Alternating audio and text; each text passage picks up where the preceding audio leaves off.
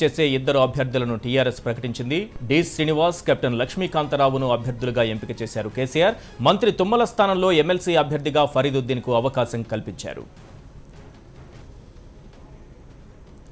ఇదే అంశానికి సంబంధించిన పూర్తి సమాచారంతో మా ప్రతినిధి సత్యనారాయణ మనకు అందుబాటులో ఉన్నారు. సత్యనారాయణ, డిఎస్ కెప్టెన్ లక్ష్మీకాంతరావును రాజ్యసభ అభ్యర్థులుగా ఎంపిక చేయడంలో ఏ అంశాలను పార్టీ పరిగణలోనికి తీసుకుంది? గత కొద్ది రోజులుగా టీఆర్ఎస్ పార్టీ ఇద్దరు అభ్యర్థులను ప్రకటించబోతూ రాజ్యసభకు ప్రచారం జరుగుతుంది. ఈయన లక్ష్మీకాంతరావు ఆయన కేసీఆర్ కు అత్యంత సన్నిహితుడు. ఆయనతో కేసీఆర్ కుటుంబంతోనే ఆయన సంబంధాలను టీఆర్ఎస్ పార్టీలో ఛానల్లో పనిచేస్తున్న వ్యక్తి.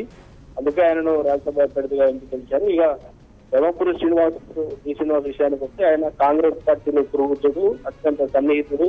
సోనియా గాంధీ లాంటి వారికి కూడా ఆయన అత్యంత దగ్గరగా పనిచేస్తున్నారు. సీనియర్ పార్టీగా ఆయన వివరించారు.